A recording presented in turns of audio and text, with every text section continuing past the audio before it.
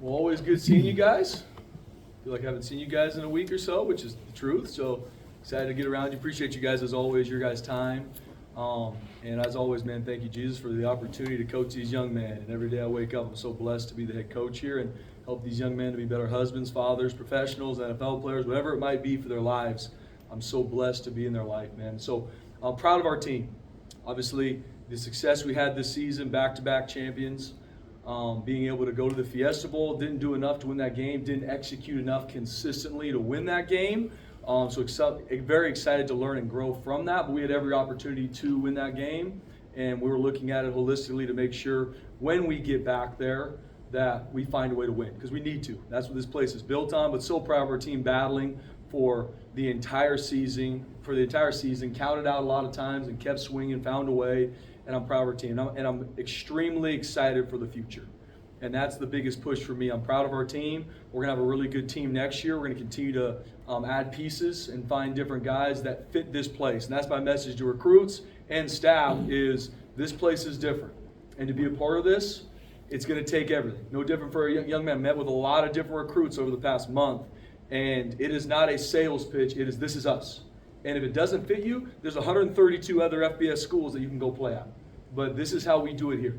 And it's got to be all chips on the table to want to be a part of this team, want to be a part of a family, and want to be the best version of yourself. And I tell them, because if you don't want that, you're going to hate me because I'm going to be involved in everything in your life. And those are the coaches we hire too.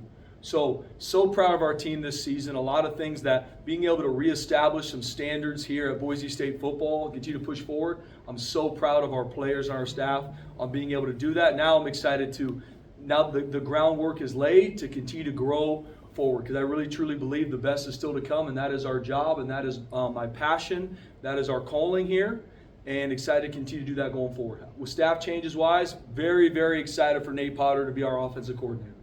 He's a guy that absolutely has earned it, and offensively, we are going to continue to be one of the most explosive offenses in the nation with him at the helm. I've been around Nate for a long time. And one of the best coaches I've ever been around, from developing players to schematic mind, run game, pass game, and being able to attack defenses. There's not a lot of offensive coordinators that know how to attack a defense. It's not just out there running plays and let's throw it out there and see if it works. Like Nate Potter is going to attack defenses with the staff we have, and we've got a great staff around him. And you guys have seen that. Excited for Matt Miller to be promoted to co-offensive coordinator, and very excited for Zach Hill to be back at Boise State. He's a guy that I actually talked with last February when we had an offensive coordinator position. I talked with Zach for a little bit about it. I think the world of him. I worked with him for 3 years here, 17, 18, and 19, and seeing not only his work from an offensive coordinator standpoint, but I believe he's one of the absolute best quarterback coaches, one of the best quarterback developers in the entire nation. I believe that, not because that's what somebody told me, because that's what I saw in person, and that's what I've seen him do. And so very, very excited to get Zach Hill back. That's a huge addition to our staff. Another thing that you will see later today is Tim Keene, our offensive line coach, is going to be promoted to run game coordinator as well. So very excited about some of the pieces we put in play. And Dirk Cutter will still be a part of our staff in a senior analyst role, so he'll still be involved with this team and with our offense moving forward. And then defensively, right now don't foresee any staff changes. I think the world of our defensive staff. Coach Nander did a phenomenal job this year. Obviously, we're going to look at some things and where we need to continue to grow. I know big questions always come up about some of the pass game stats, and those are things that we're looking at to make sure we grow there. But we play good defense this year, and we had every opportunity to not only win that Fiesta Bowl, but being able to win that Mountain West Championship. And you look at some of the offenses we played, I think, 6 of the top 20 offenses in the nation, right? And so our guys are battling. We still have a lot of room to grow in all 3 phases, offensively, defensively, special teams wise, but excited where we are growing to in all phases. But don't foresee any changes defensively. I love our staff. They believe in our players. They're going to build our players in all facets, and hungry to continue to be the best version of ourselves as a staff so we can do the same for them. And then special teams wise, we've talked about, I think we've seen the growth special teams wise throughout the season. Obviously the 2 missed field goals in the Fiesta Bowl game were huge. That is not why we lost the game, but we saw a lot of growth special teams wise throughout the season. Coach Collins, one of the best special teams coordinators in the nation, and there's already things that we are working to, from recruiting to our roster to specialist-wise, to make sure that we continue to take a big step via special teams. So proud of our team, so proud of our staff and our players and what we were able to do last year. And as a competitor, the 2025 season started the second the Fiesta Bowl was over. There has been very little rest for us. We're on the ground running to make sure, obviously, we kept our team, and we did. And I'm proud of our staff and our players believing in us, believing that there's no better place in the nation for them to be developed and grown and to be the best version of themselves than right here. And then it's finding new recruits, from freshmen to some transfers, that want to be a part of this place and that fit. Because there's wide is the gate that wants to come to Boise State football now. It's my job as the gatekeeper to make sure only the right people that fit here, that want to be a part of something different, come through these doors. And that is my job, and excited where we are pushing to. And have to give a monster shout out to Bronco Nation. Not only just how they traveled to the Fiesta Bowl game, and people, this is a blue collar community. I am very aware of a lot of people probably sacrificed Christmas and gifts to find a way to go down to Arizona and support this team. So Bronco Nation, thank you from the bottom of my heart. That does not go unnoticed. That was a huge deal for us when we took that field against Penn State to see us in full force down there. And then the 7 games, 7 sellouts, being undefeated on the blue this season, first time in a while. So proud of Bronco Nation making that the biggest home field advantage in the nation. So thank you. And then going forward, very open about the fact that this is going to take everybody's support to continue to push forward. We need to make sure that we don't play in a Fiesta Bowl 10 years from now. We need to make sure it doesn't take a decade to get back there. That is my job. That is my calling. I believe Jesus called me here to make sure we develop people and push this forward. And that's why everybody's been called to this place for such a time. So we got to make sure that it doesn't take 10 years to get back. I believe in our team we're going to have next year. I'm not going to make any promises, no different like I didn't last season. But I know we're going to have more than enough from a player standpoint to continue to push the needle. Now it's going to take everybody's support to make sure we keep our best players here in Idaho, right here at Boise State. And that's going to take everybody. It's not just going to take a couple big supporters. It's going to take everybody. And that's my big push this offseason, is to make sure, from small businesses to individuals, I'm going to try and meet with everybody I can to make sure they hear my heart and our message that we need everybody's help to make sure we support our players here at Boise State. We need everybody, from $10 to $25 to whatever. Every bit counts. And as a community right now, they love their team. That field storming, when we won the Mountain West Championship, and seeing it, like, we got to make sure that continues to happen here. And it's going to take, obviously, our staff's work, our players' work, but it's going to take the entire community. From here to northern Idaho to whoever. It's going to take everybody's help. From the state's help, from the support we get from them, to obviously our university, to everybody in this state. I am making that message loud and clear that we need everybody's help. And I know if we all come together, because that's what makes Boise State football and this state different, is we support each other here. We're not pointing the finger, and there's a lot of schools around the country that are talking about what they don't have and playing the blame game and woe is me. No, we're not going to do that. We have enough, and I'm excited of where I know we can push to. I think there's over 180,000 small businesses in in Idaho. We got to get in front of every single one of them and say, hey, what can you do to support Boise State football? How we're developing people. Is that $10? Awesome. Is it 50? Is it 100? Is it 1,000? Let's go. And how we're going to continue to develop this and push this going forward. It's going to take everybody. I know if we continue to link arms as a state to support this football team, to support the mission we are doing, because it's not just to win games. Yes, that's what everybody wants. It is to develop champions in life. That is why I am here. And every dollar counts to make sure not only we take care of our players that are here and earned it right here at Boise State, but also making sure we keep our staff. So I am so excited for the future. We are tirelessly going to work to continue to build these young men to be champions in life and make sure that when the 2025 season, Game 1 starts, we are ready, and we got a lot of work to do. We're proud of our team, proud of the success we've had this season, excited to learn and grow going forward. You were able to keep quite a few guys that probably could have found other opportunities in the transfer portal. How pleased were you with that retention, and how important is it now today in today's world to get guys who, like you said, are all in? It's everything. I mean, we got a great group of young men here. We had a great group of seniors, obviously grouping Ashton into that too, with him declaring for the NFL draft. That is earned. But we got a really good group coming back too that loves this place. And that's where I start every single conversation with my players is, do you want to be here? And every single one of them said, Coach, I want to be at Boise State. This is where I know I'm supposed to be. And the landscape is there's a lot of things pulling at these young men, telling them what they should be thinking about, telling them what they think they should be doing. And these young men, man, it's family. They said, Coach, I know I want to be right here at Boise State, and then it's my job to make sure we continue to develop them better than anywhere else in the country, from our staff to our support. And then that's my push from the community to make sure we continue to raise financial support to make sure there's no better place for them than right here. But I'm so proud of our team, so proud of our staff and our players, because there was no hesitation. Coach, I want to be at Boise State. I know that's the best place for me, and let's go to work. And I promise you, we have our guys will be back in town Sunday for a team meeting.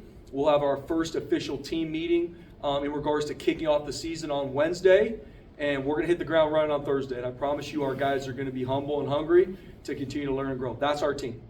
And new guys that come in, I'm going to tell them, what you got to do, look at these returners. Watch them. Do what they're supposed to do. And it's going to be on. And I can't wait to get around them and push forward. Dirk threw out some numbers to us recently. Was the biggest threat to your players other schools trying to lure them with money, Spencer? Yeah, Jay, I mean, and I've been open about that, and a lot of coaches around the country have. Yes, that was a huge part of it. That's happening everywhere, though. And that's why my message going forward, and I want to make sure I do a better job, is not pointing at the problem. That's happening everywhere. 133 FBS schools, everybody's at a different place. And we've got, I'd say, at least 14, 15 guys that had, colleges or whoever's calling them, telling them, hey, if you leave, you're going to make this, or this is going to happen to you. That's happening everywhere, though. That's an issue that everybody's fighting, that everybody's battling. For me, I'm so proud of our guys not listening to the outside noise and the things that are being dangled. That a lot of it, first off, is not true. A lot of it is fake numbers and just so much ambiguity in that space that what even is real. And I'm just so proud of our guys not listening to that, focusing on what really matters, which is their focus, and then focused on them growing and developing right here at Boise State football and seeing them do it. I'm so proud of our team. But it's happening, Jay, and that's where that's happening for our players' parents. That's happening to our players' high school coaches, where where there is success, which we have had. A lot of people want that, and a lot of people want to take our players or our coaches, and that's where I don't hit the ground running on being frustrated about those things. My thing is making sure there's no better place for our players to develop here, and as a staff or a coach, there's no better place for you to achieve everything you got into this profession for than right here. How's the house settlement and payments and all that going to come into the NIL? And I don't know if you could tell guys now like what you're going to pay them in April, or how is that factoring into the NIL and how much you're trying to raise and stuff? Yeah, BJ, obviously that house settlement's going to come out, I don't have the exact date, but somewhere in that April time frame, where revenue sharing and all those things will be a part of it. And that's where, JD and Cody are on the cutting edge with Bronco Pro. So we're ready for that moment when it comes. The intricacies of that and how it's going to truly work, it's something I'm still working through.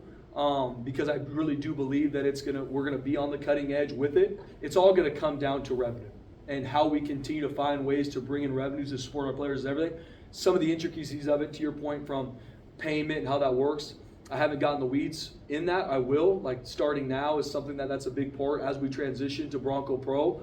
But so excited for that to be another avenue for our players to be supported. In terms of the caps along that follow-up there from 85 to 105, are you sticking at 85 or are you trying to push to 105? How are you working that out? Absolutely trying to push to 105, Mike, but we're going to be at 85 right now. Yep, and that's something that we're always going to be looking at that. I believe, and don't quote me on this because I believe that is a Mountain West Conference rule, but it is something that we're going to be at 85 right now, but it is something that excited. I know a lot of schools are going to 105, and it's something that obviously you want to push to. Is that how daunting? I mean, that's like 20 extra scholarships, like $1 million. Is that would that be the challenge? Obviously, with there's a lot of challenges out there, Jay. That is one of them to get to 105. But there's also everyone's going to see what they see on social media. There's a lot of big-time college football programs that are not going to 105. So I don't know those exact numbers of how many are, but I've talked to a lot of head coaches. Some are, and we've seen some of those schools that have put out publicly that they are, but a lot of schools aren't.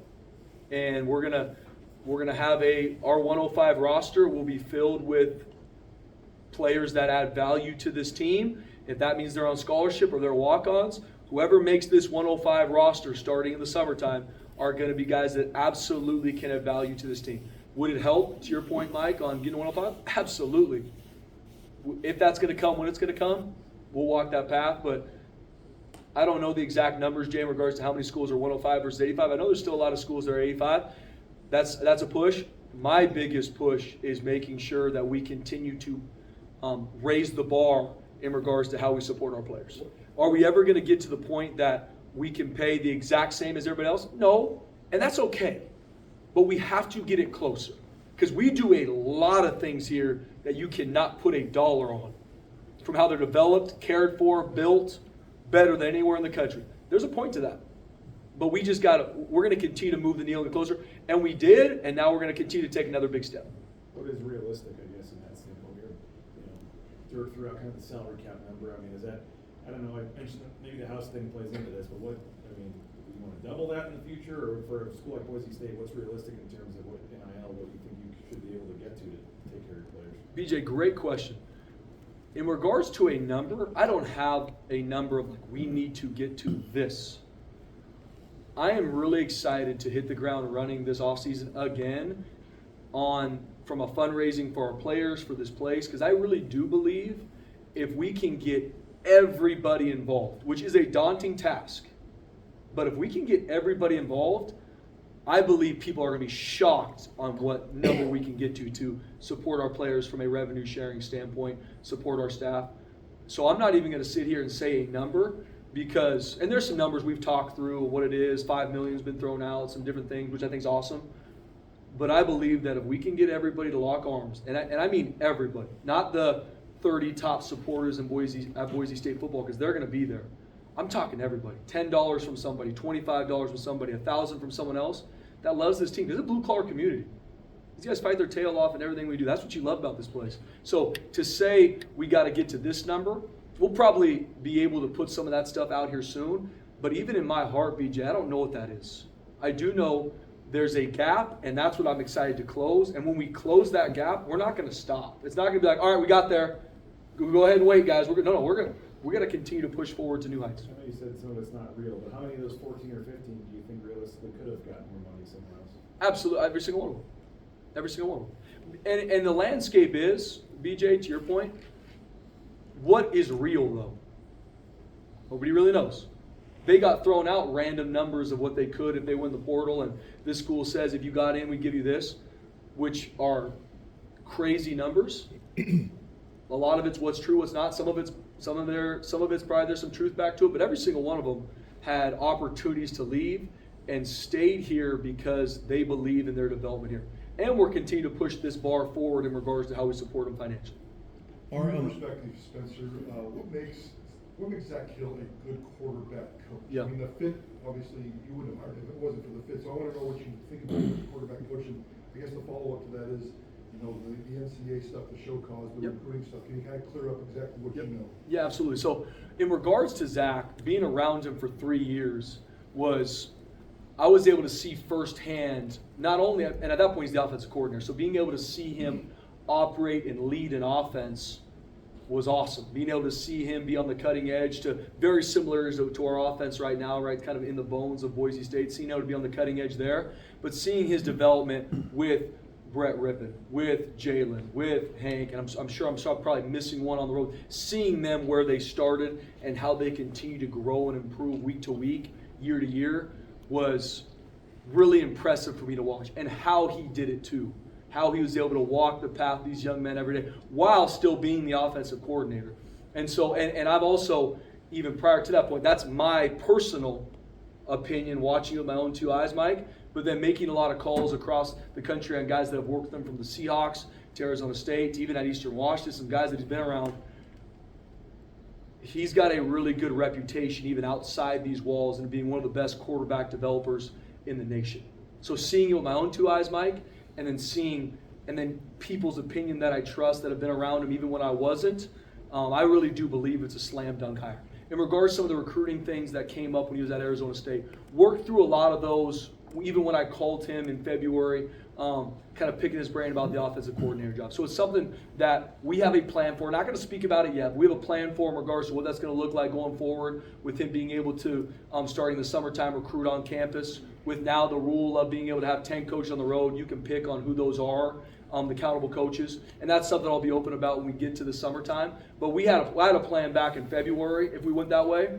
And we have a plan now that I know will keep us on the cutting edge recruiting-wise. What do you think that the QB room looks like? I mean, we kind of know what you have in there. Yep. You plan to add somebody else, and I mean, the NIL space kind of maybe took away a potential prospect kind of late in the game for you guys. It seems like in December or whatever. So, yeah, what do you think that QB room kind of looks like? Yep. So obviously Maddox first and foremost. Think the absolute world of Maddox Madsen. How he played this year, how he led our team, an absolute relentless competitor. And he is going to take another big step this year. And Maddox Madsen's best football is in front of him. I really do believe he's one of the best quarterbacks in the country. Period. Point blank. Being able to have Zach Hill here as well, to be able to continue to push his game forward, because I know he will. I mean, Zach Hill is a quarterback developer, and a guy like Maddox Madsen who thrives on coaching, who thrives on being held to high standards. Maddox's best football is in front of him. In regards to the rest of the room, Max Cutforth is going to be put on scholarship starting this semester. He's earned it. I believe in him, and I actually had that conversation with him 2 hours earlier today.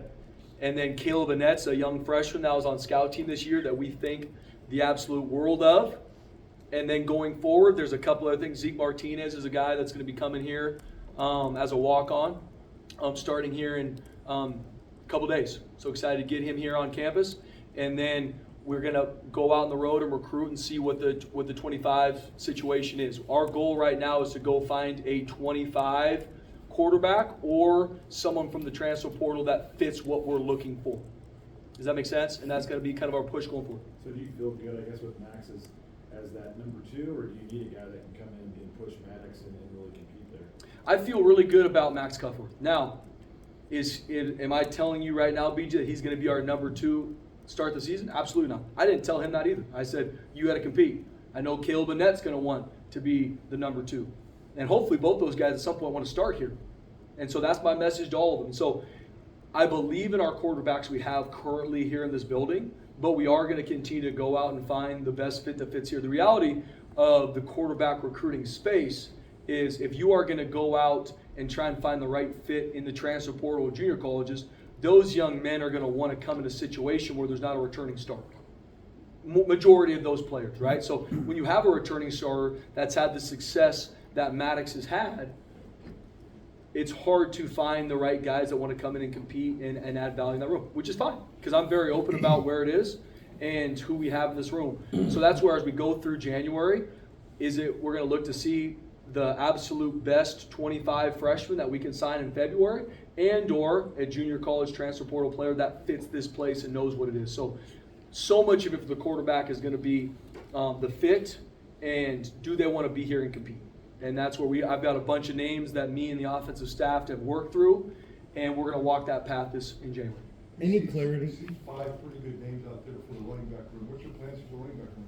Yep, still something we're working through, Mike. Obviously, right now, through finishing the season, Mike, keeping our team, which I'm so proud of our players and our staff, and then some of the recruits that we brought in, we're going to get to work. And you guys know me. From transfers to people that have not been here, I'm not going to speak to them because I haven't seen them do anything in front of my own 2 eyes.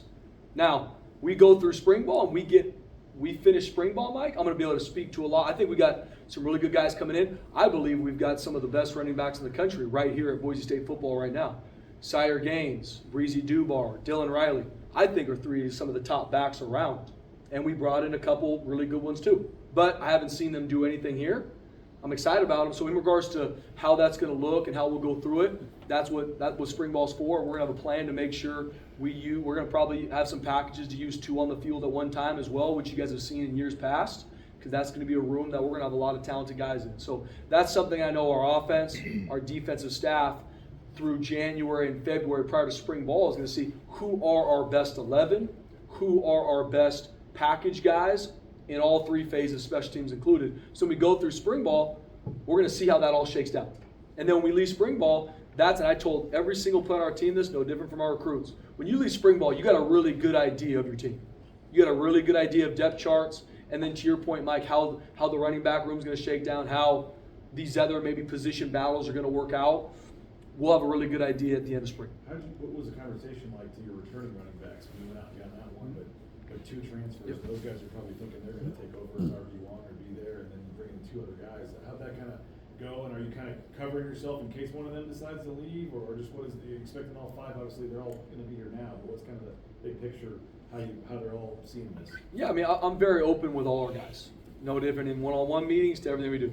We carry 5 scholarship running backs. That's what we carry here. You lose Ashton, you lose Tyler Crow.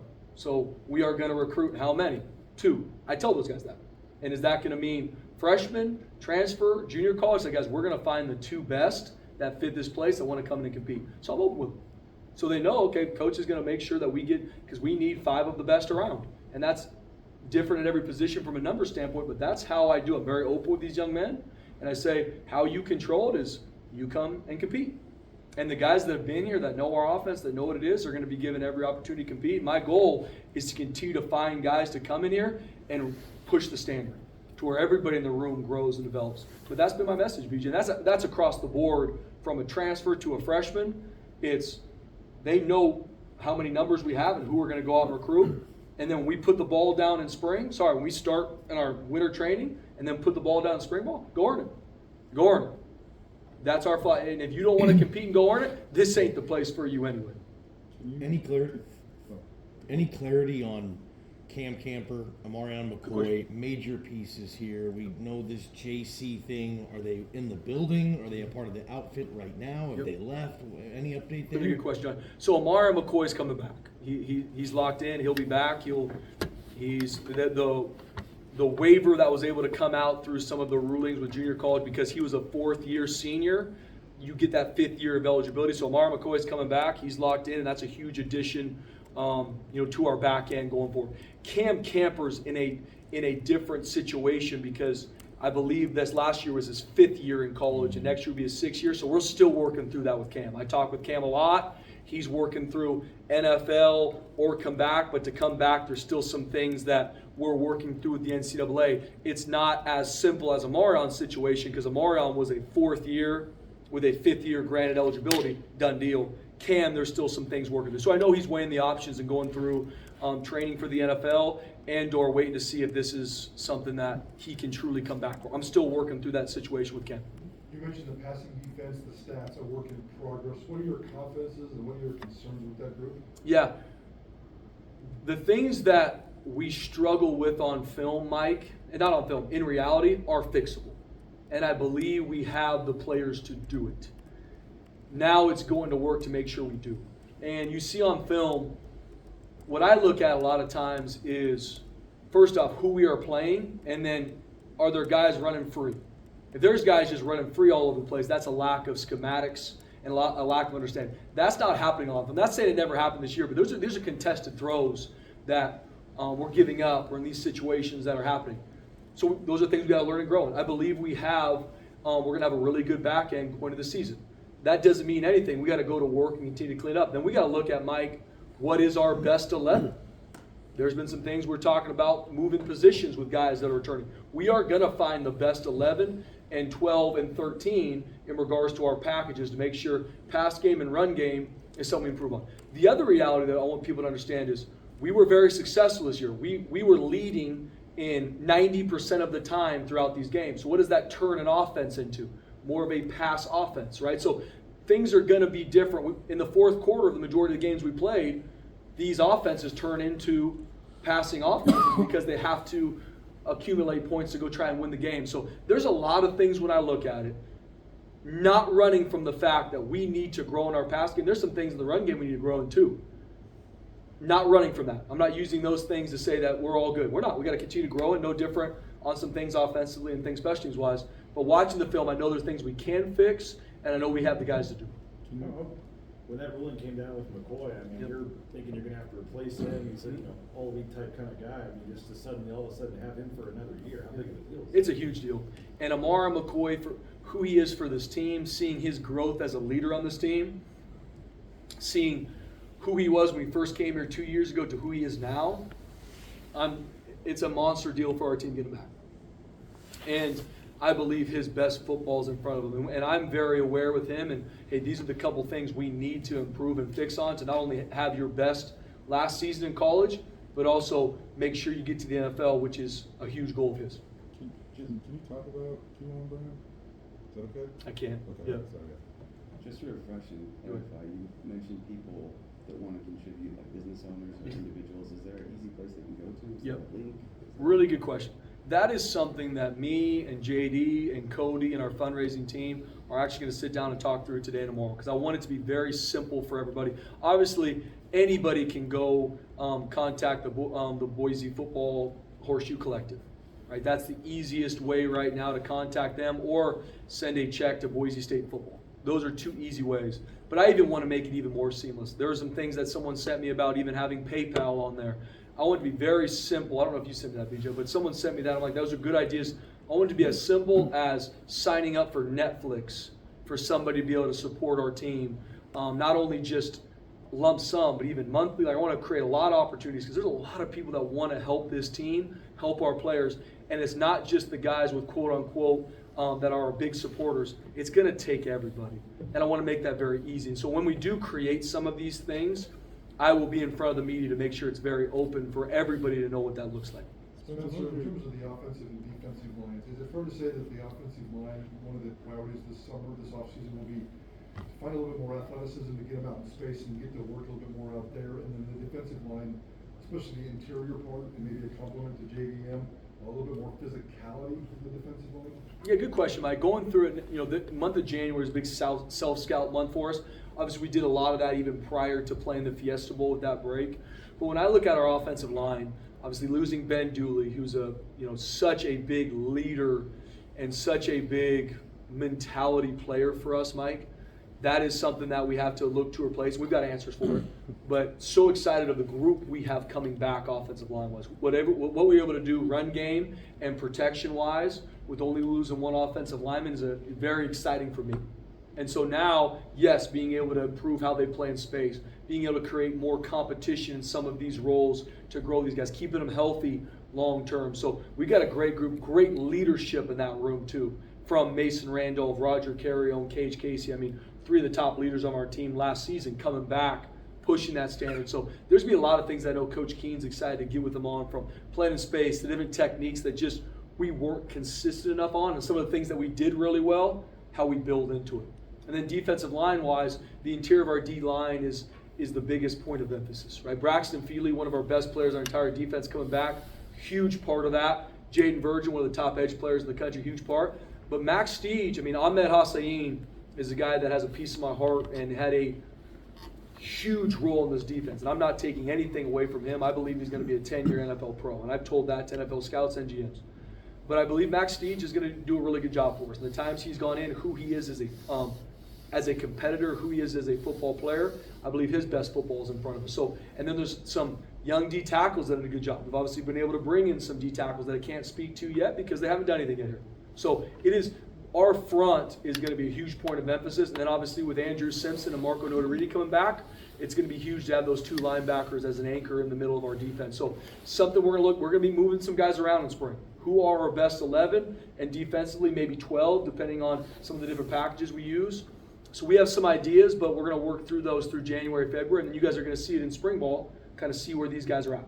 Spencer, what were your Jay, go ahead. A couple more. what were your conversations like with Prince John? And then just to be clear, was he truly the last, or was he truly the only one of your regulars that you did lose to the transfer portal? Yeah, he was, Jay. And with Prince, I love Prince. All I can speak to is I know Prince wanted to be here, but in this landscape, there's a lot of people involved that can pull at your heartstrings and mentality. But I know I love Prince. I wish him absolutely nothing but the best. I do believe his best football is in front of him, and I do really believe his heart was here, but excited for him and where he goes next. So what does that leave you with that receiver? Yep. I know you don't know about Cam Camper, but do you need to go find another Cam Camper, out of the portal again this year? Or?